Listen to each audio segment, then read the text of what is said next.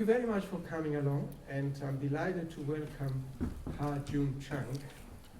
Ha-Joon teaches here at the University of Cambridge. He's published an awful lot of stuff, books, papers, etc. But what I want to emphasize is that by the end of this year, he will have published in 36 languages in 39 countries. And his books have sold around 1.5 million copies. When I saw that, I was very delighted and impressed, because I think that's more than what Piketty has published, I think. He's the winner of the 2003 Gunnar Myrdal Prize and the 2005 Vasily Leontiev Prize. And he was ranked number 9 in the Prospect magazine's World Thinkers 2014 poll. And today he's going to talk to us about framing the austerity debate. All yours. Thank you, Philip, for that very generous introduction. Yes, today I want to talk about the, if you like, political economy of the austerity debate. And at least people like those who are in this room know how the austerity program that has been implemented by the coalition government has, well, first of all, delayed the recovery, and secondly, is likely to have damaged its long-term prospect, the long-term prospect of the British economy. And the whole series was devoted to making that point, so I don't think I want to elaborate on that, although I'll have to talk about some of that. But the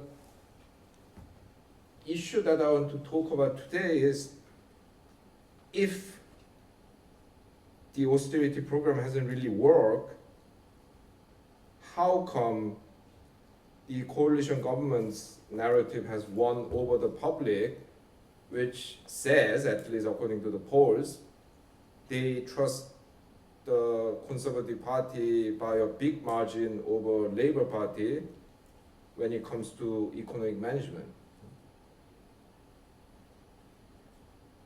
Well, very briefly, my argument will be that this state of affairs has come about not because the Labour Party has lost economic debates per se, but because it has failed to challenge the moral values and the long-term economic vision underlying the coalition narrative. Now, as to why exactly the Labour Party has been so ineffective,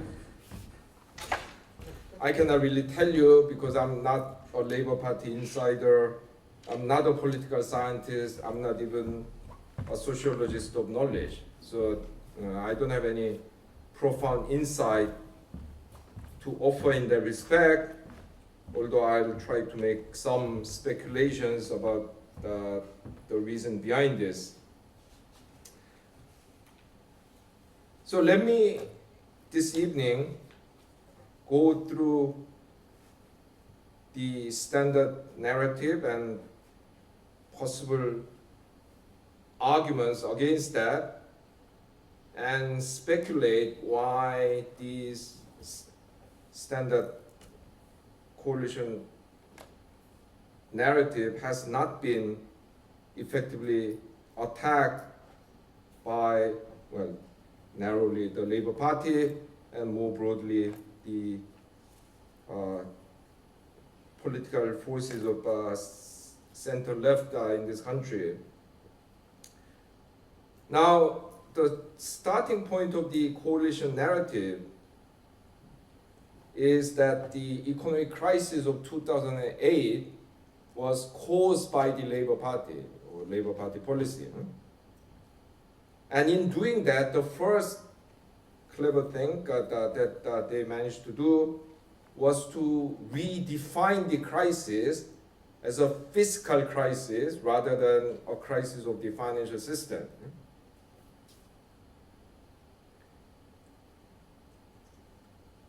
When they did that, they could paint the Labour Party into a particular corner, because if the Tories started talking about financial deregulation, it would have been very difficult for them to pin the blame on the Labour Party, because after all, they started all this financial deregulation back in 1988, the Big Bang reform. And Labour really kind of carried on what the Tories were doing. I mean, they were not doing anything radically different. So if the Tories, even if they wanted to present it as a Labour Party policy failure, if they focused on financial regulation or deregulation, they would have to share the blame. However, if they could say that this is a fiscal crisis of budget deficit and public debt, then it's a lot easier for them to dissociate themselves from the crisis, because before the crisis, the Labour Party had been in the power for 11 years and another 2 years during the crisis. Now, having redefined the crisis as a fiscal crisis, the Tories and more broadly the coalition government argued that this fiscal crisis was caused by Labour splashing out on social welfare spending for their core voters, people who live on the famous Benefit Street. And in that process, the Labour Party has made Britain live beyond its means.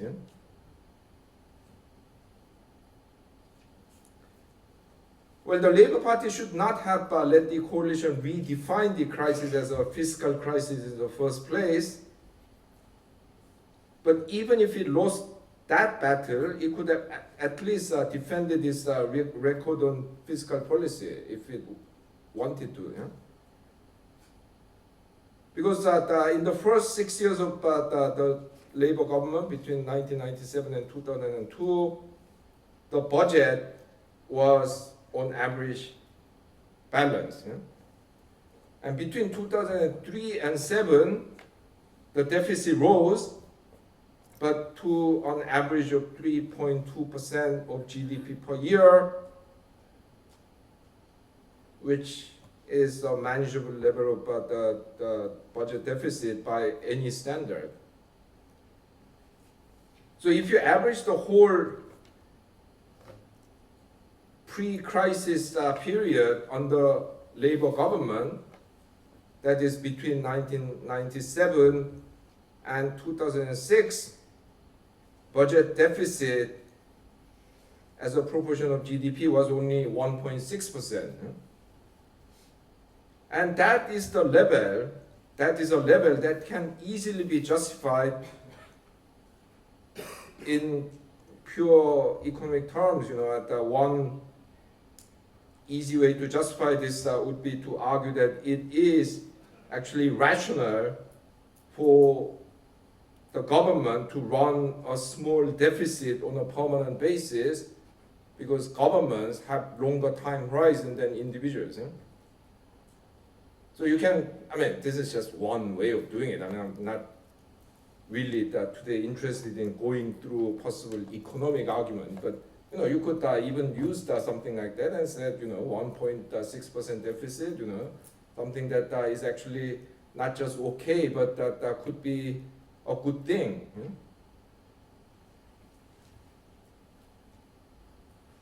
Because when the government runs that kind of deficit, it means that it is taking resources away from the private sector so that it can invest in projects with a longer time horizon, like R&D or infrastructure, skills development and so on. And this will, in the long run, benefit the economy more than when the government actually strictly runs the balanced budget, even over an economic cycle. Moreover, Labour could have been more aggressive in saying that the deficit was not the result of increase in social spending, contrary to what the coalition narrative says. Actually, if you look at the period between 1997 and 2006, social benefit spending by the UK government as a proportion of GDP was more or less constant at around 9.5% of GDP per year. Now, if anything, it went down slightly because in the beginning of Labour rule, it went over 10% and then it came down a bit. So overall, however, it was rather stable. There's no evidence that Gordon Brown suddenly started splashing out on his core supporters in the second term of the Labour government. Of course, as you all know, deficit rose to a high level from 2007, but then we all know that, and Labour Party could have said more forcefully that this is natural during an economic recession, because social welfare spending, which is counter-cyclical, automatically rises. Even things like healthcare costs rises during recession because people get unemployed, they are under the greater job insecurity, they get more stressed out, their health gets worse. For example, recent study by two medical sociologists, David Stuckler and I think his name is Sanjay Basu, called the body economic, shows that very clearly that this kind of stress from unemployment and job insecurity really damages health. So there were a lot of arguments that it could have made to say that we didn't splash out on the government budget, we ran prudent fiscal policy. The rise in the budget deficit and national debt since 2007 was a natural consequence of economic recession. Unfortunately, none of these arguments were made strongly enough. They were made on and off, but not consistently and not strongly enough. And it has therefore failed to penetrate the mainstream public debate. Well, here I'm speculating. I don't know why they were so ineffective in this job. My guess is that probably they didn't want to talk about their own economic record. Why? My guess is because if they were going to talk about it, they'll have to emphasize that this is a problem with the financial system, not a fiscal crisis, which means that they'll have to take a more radical position with the financial sector. And I don't think they were willing to do that. So they would rather not talk about economic record under their rule, which basically opened the door wide to the attack by the coalition government that Labour was a spendthrift party, splashed money out on the benefits, ruined British public finance.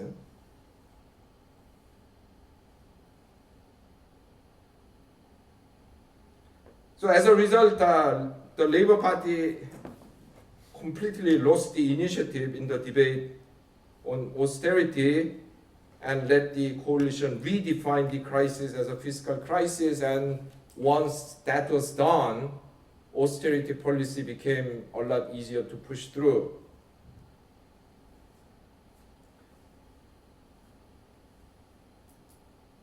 Well, even if you define the crisis as a fiscal crisis, if you're a good Keynesian, you would say that that doesn't necessarily mean that focus should be on reducing deficit, but then that's what the coalition government did.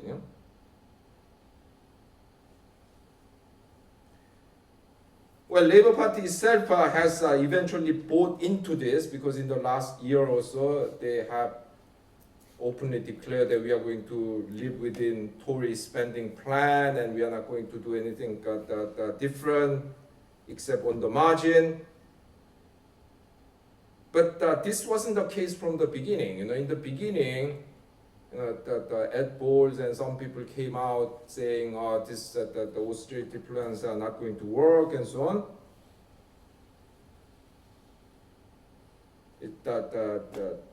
They said that the coalition government was trying to reduce the deficit by too much, too fast.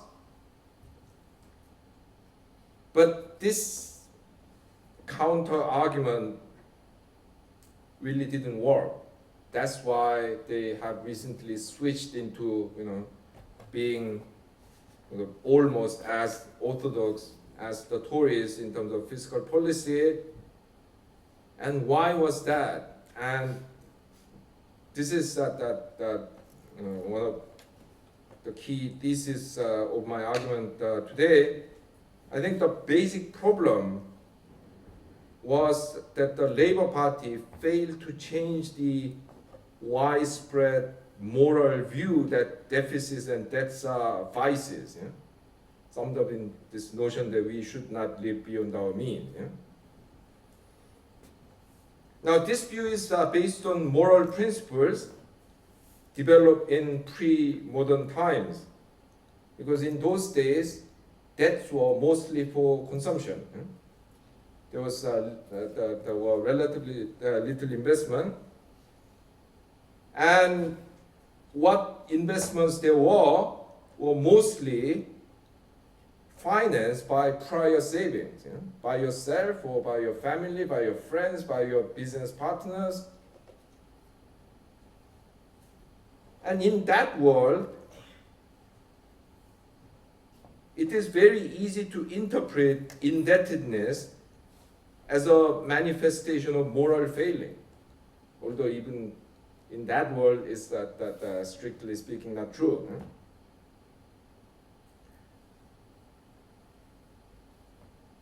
But this has been carried over, and when the people think debt is by definition immoral, wrong, manifestation of some weakness of moral fiber, then it becomes very easy to say, yes, this is what we have to do. This is what reducing debt is exactly what we have to do. Now, the interesting thing is that in relation to business indebtedness, the view has actually changed. Until the, well, depends on the country, but in the British context, until the mid-19th century, this change came later in other countries, which developed later than Britain, but until the mid-19th century, British bankruptcy law was basically geared towards punishing the failed businessmen. I mean, at the time, all kinds of historical records that show that basically that failure in business was seen as a result of either the profligate the financial management or moral dishonesty, and if you failed in business and couldn't repay your creditors, basically you had to be punished. People went to debtors' prison if they could not repay their debts even after selling their houses, pots and pans, and their the spoons. So that was the thinking. From the mid-19th century came the realization that, well, actually business can fail due to reasons beyond individual moral control. I mean, there could be some external shocks.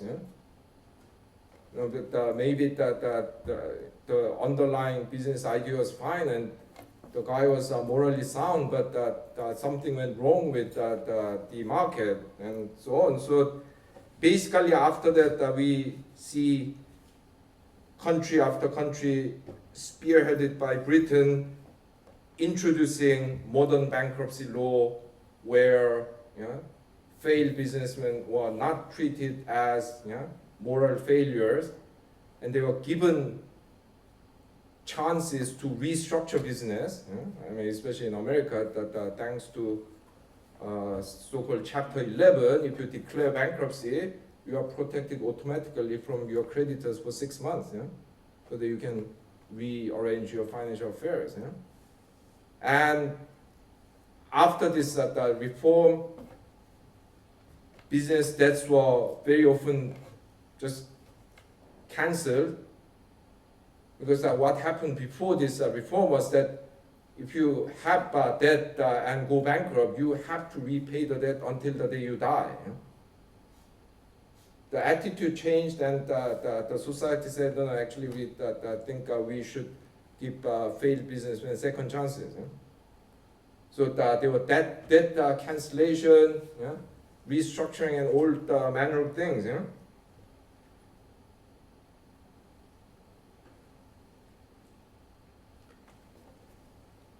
More recently, the view of indebtedness as a moral failing has also come to be modified in relation to personal finance. Because now you are encouraged to borrow. In some areas, you are even praised for getting indebted. Students taking student loans with this far-sighted approach to their life. Okay, you are running debt today, but if you get trained and get a job in, I don't know, investment banking, that you can repay all this and still have money left to spare for your Lamborghini. Yeah, so the coalition government says, yes, I mean, take the loans, it's good for you. So actually in the recent period, even indebtedness at the individual level has, I mean, not as much as the indebtedness in the business affairs, but even at the individual level, this is being seen as a more positive thing. But when it comes to government finance, this pre-modern view still persists. And I think this is the first thing that the Labour Party should have attacked. Public debt can be a good thing. Yeah, so in the short run, we all know this argument, but in the short run, you could have argued that in a situation of demand deficiency, budget deficit and public debt can actually quicken the recovery, depending on how the recovery path works out. In the long run, this might actually mean that you have even less deficit and debt than you would have without this public debt. Or you could argue that if the government borrows money and invests in things that raise the trend rate of growth in the long run, infrastructure, R&D, education, skills, even early learning programs for disadvantaged children, then this debt might increase. This additional debt might increase government debt in the short run, but in the long run, it might actually bring it down because you are growing faster. There will be higher tax revenue and so on. I mean, once again, this is not my main point. You could have made many of these different arguments. But unless the public is convinced that public debt is not something that is categorically bad, they wouldn't be open to this kind of argument.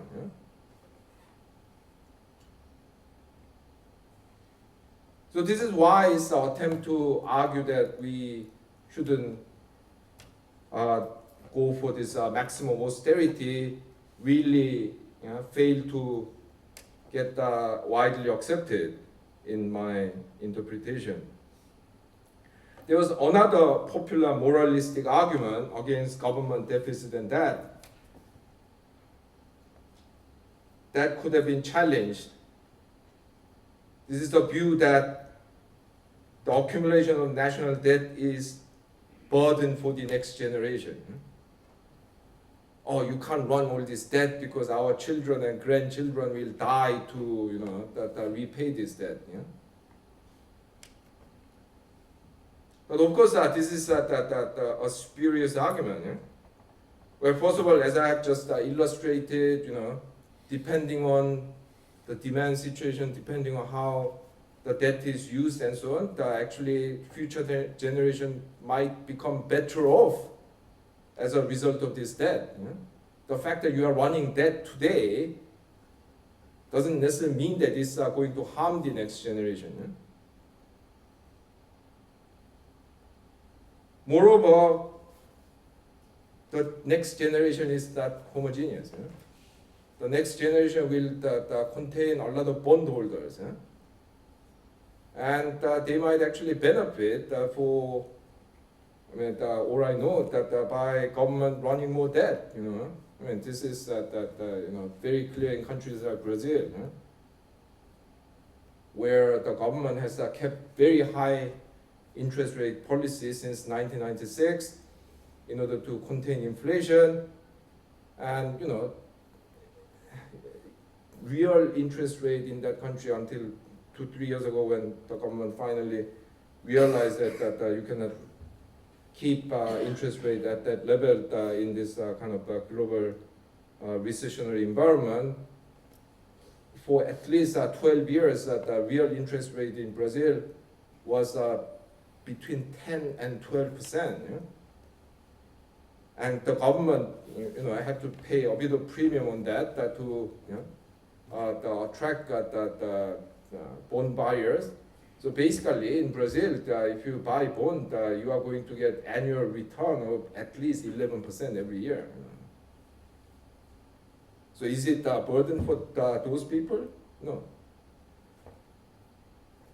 So actually, this is a distribution issue, not a generational issue. But once you turn it into a generational issue, then it becomes morally even more compelling. This is why all the aid agencies show pictures of starving children rather than grandparents to extract money from you. Yeah?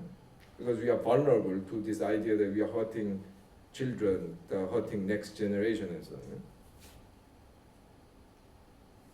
So by presenting this as a generational issue, the coalition government has managed to frame the deficit debate in even more moralistic terms, and that made it very difficult to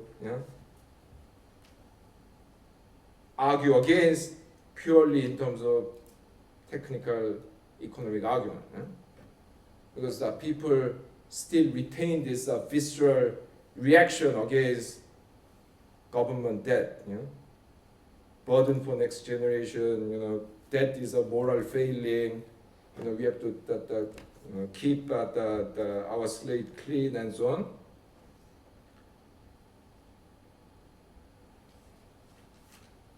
But even recognizing the power of these moral arguments, it is still quite amazing how the Labour Party and more broadly British centre-left political forces have not been very successful even in making the basic Keynesian economic argument. And once again, I think this is not purely a matter of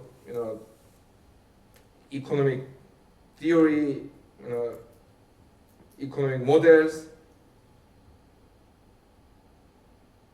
Because in trying to persuade the people that basically this Keynesian approach is correct,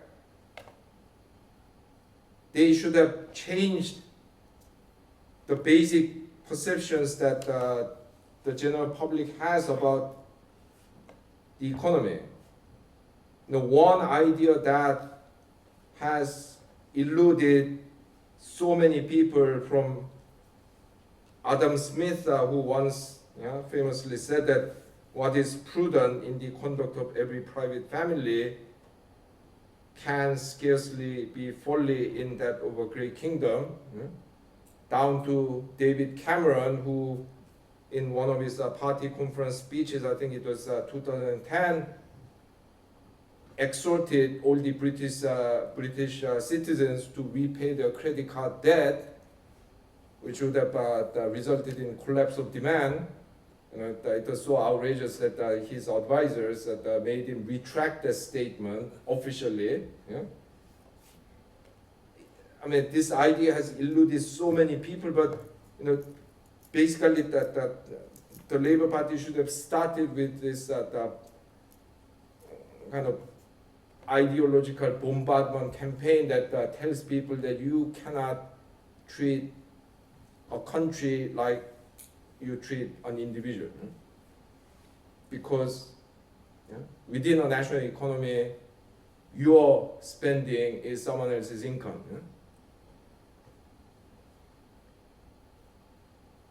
Unless people understand that point, it's pointless to say, well, you could increase debt and raise productivity, increase debt and raise demand. The long-term path might be, okay. I mean, you can talk about that among economists, but not to the general public.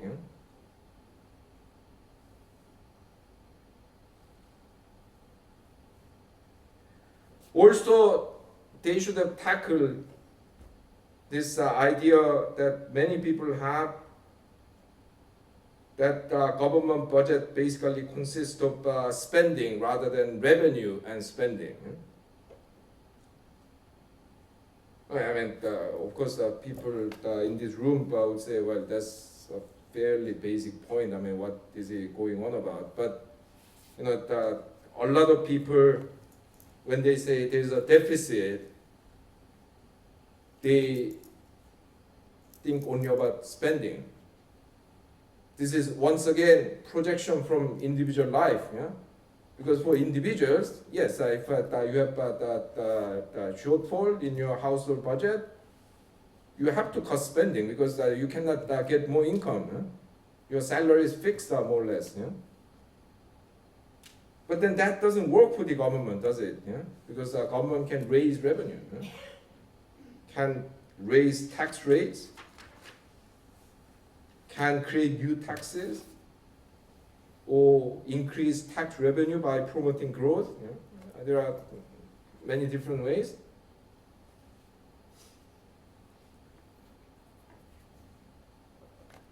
But people keep thinking in terms of their own personal experiences. Yeah? So when they hear that, oh, we have a deficit, they say, yeah, let's cut spending. Yeah? Because for most individuals, increasing revenue is not an option. Yeah?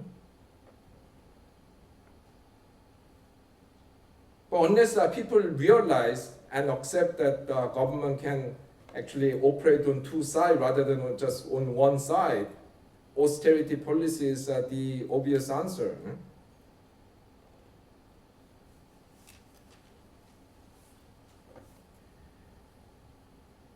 And then I will talk about the importance of, if you like, vision, because okay, so let's accept everything, and you at least try to engage with the coalition austerity plan and criticize the unfairness of all these cuts.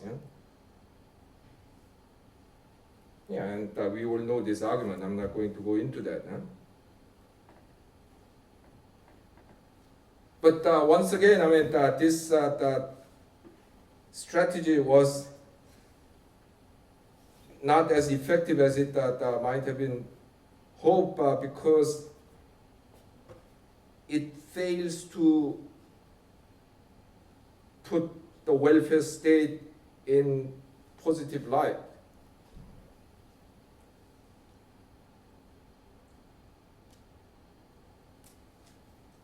Ideally, Labour should have come up with a vision of, new vision of the welfare state that is not just about redistribution, not just about fairness, but is also integrated with long-term strategy for structural change and growth, as the welfare state is in, for example, the Scandinavian countries. I mean, I'm not going to go into the case of Scandinavian countries in any detail, but we can talk about it if you want later. Basically, the idea is that by providing good safety net and providing through the welfare state help for retraining and redeployment, you are reducing the workers' resistance to structural changes. Yeah? And this is why Sweden, in per capita terms, has the highest number of industrial robots in the world. Yeah? Because Swedish workers are not that as afraid of losing their jobs as, say, American or Korean workers. Yeah? You know, in Korea or America, of course, there are sectors where workers are very highly organized. Yeah? But most workers are not organized, so that they basically become victims of the technical change, introduction of machines and so on. But in sectors where they are organized, they fight to death. Yeah? To obstruct the technological change, yeah? Because they know that once they lose their job, they lose a lot of their welfare. I mean, at least Korea has the public health insurance, but in America you cannot even go to hospital. I mean, the big Korean companies offer a lot of the very generous company welfare, including tuition for your children's university education. They don't want to lose that. Yeah? So in those countries fear of the unemployment and destitution encourages at least the organized workers to fight against the technological change. But in the countries where the welfare state is more generous and more closely linked with retraining and redeployment, workers do not have to resist that strongly. I mean, in the Scandinavian countries, the unemployment benefit is basically in the region of 60 to 75% of your former income. In Britain, is what? I mean, 20%, 25%. Yeah, so that it's not the end of the world in those countries that you lose your job. And you can get it as far as that you are willing to take part in retraining and redeployment programs. You can get that level of unemployment benefit for 2 years. The workers are not that afraid of losing jobs. Anyway, so I mean, once again, that's not the main point. The point is that by failing to come up with a more positive vision of the welfare state, the Labour Party has allowed itself to be portrayed as a party trying to defend entitlements that the country cannot afford anymore. Yeah, you should have argued that yes, that we probably need to reform the welfare state, but in a way that encourages structural change and productivity growth and income growth eventually, so that we can all have a better life.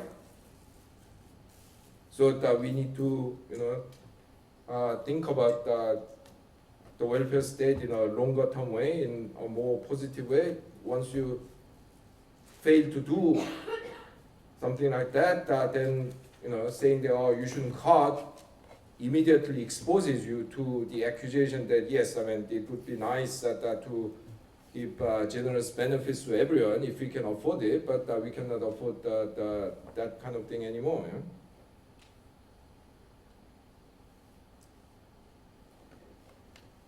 And I would argue that Labour's failure to come up with a new vision of the welfare state is actually a reflection of its failure to come up with a larger positive vision for the British economy.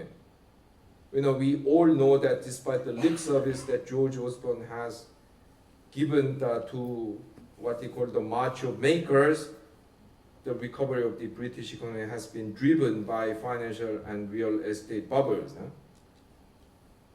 Well, recovery because British per capita income was still 3.4% below the 2007 level until the third quarter of 2014. I mean, Britain has had quite rapid population growth, so the overall output might have recovered the 2007 level, but in per capita terms, it's still below that. And most of the recovery has been driven by the service sector. Manufacturing still hasn't recovered its 2007 level. And above all, the weakness of the British economy is starkly illustrated by the other deficit, namely current account deficit. Current account deficit was 4.2% of GDP in 2013, and according to Larry Elliott of The Guardian, this is the second highest current account deficit as a proportion of GDP since the end of the Second World War. And the amazing thing is that this deficit exists despite currency devaluation in the region of 30% in the last few years. Any normal dynamic economy would have had a huge export boom if they had a 30% devaluation. And this country has a 30% devaluation and goes on to have the second highest current account deficit in post-war history. There's something seriously missing there.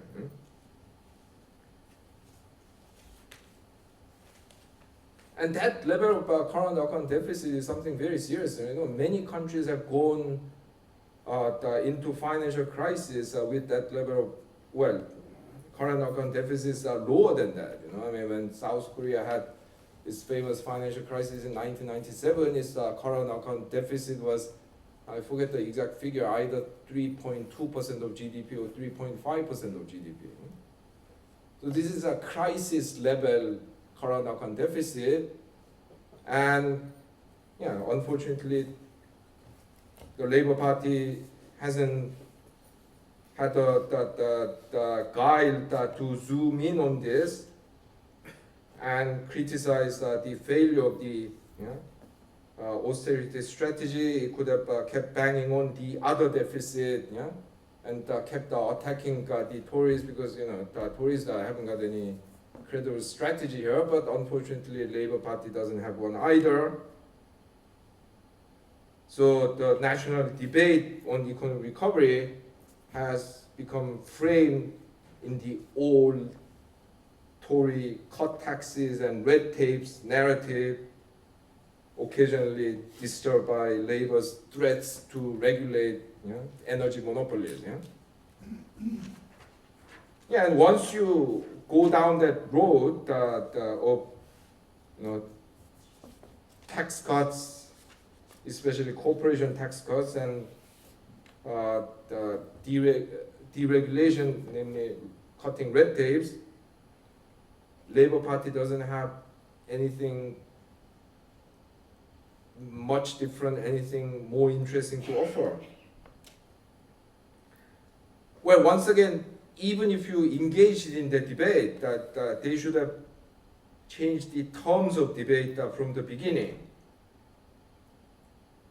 Because, once again, general public's perception of a tax is that it's the money that the government collects and goes away to burn, No, Labour Party should have kept saying that, taxes are our hospital, taxes are our roads, taxes are our teachers' salaries, taxes are our nurses' salaries.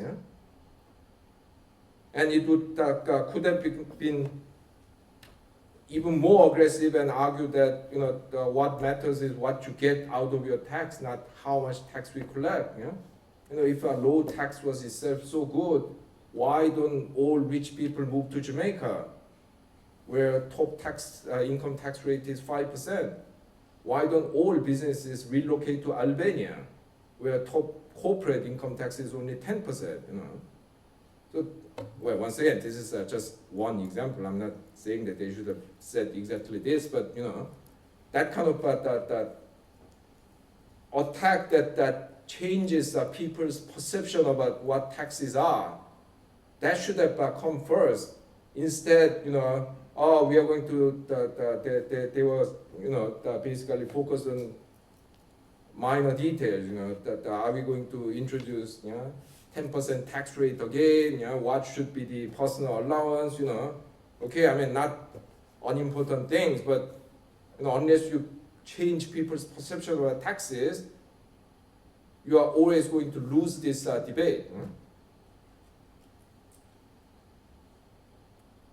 Same story that red tapes, red tapes, of course, already implies that this is a bad thing. So they should have changed the debate on deregulation, not just to talk about, unfair monopolies, written cost of living crisis, but in a more positive light, talking about, the fact that regulations actually can promote growth by limiting the ability of individual firms to engage in activities that bring them greater profits but harm the overall economy.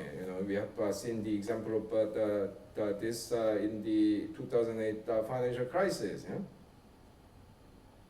I mean, by being able to aggressively lend with very little reserve, the banks had a great time, but because you didn't regulate that, you created this systemic vulnerability, which has created the second most serious financial crisis in the history of capitalism.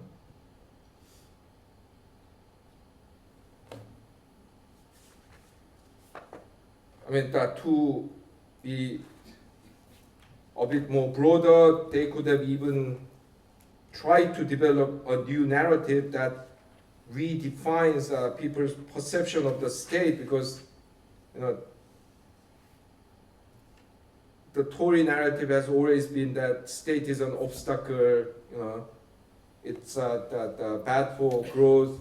Labor has tried to use it mainly as a tool for redistribution and protection, but could it not have come up with a more positive narrative redefining the British state as a productive force? So they could have talked about industrial policy, they could have talked about infrastructure, they could have talked about a different approach to foreign direct investment, some of which has benefited the country, but some of it has ripped it off. They could have come up with a more progressive strategy on immigration, which, while attracting higher quality immigrants, also protecting vulnerable workers who will get hurt by increased immigration. None of this has been done, and the result has been that people feel that labor is basically going to offer Tory light. I mean, might as well vote for the real thing. Or they get disappointed and vote for UKIP. Anyway, so to conclude, my reading of the last 5 years of history is that the coalition has occupied the high ground in the debates about the crisis, the austerity, and the recovery of the British economy, because it was more adept at framing these debates in the way that use the rhetoric that resonates better with people's gut feelings, homespun moralities, and rather simplistic economic vision. And Labour, on its part, has not been able to come with an alternative narrative that reframe these debates and or change people's the underlying moral and other worldviews. As a result, this has been, at best, fighting a battle whose rules were defined by this opponent, or at worst offering policies that only slightly modify the Tory policies, yeah? Tory light. Yeah? Of course, it will be impossible for Labour to shift many of these terms of debate in the next 6 months before the general election. I'm not even sure whether it can shift any, but unless at least some of these terms of debates are shifted in the near future, I would say, unfortunately, the future of my adoptive country is quite bleak. Thank you very much.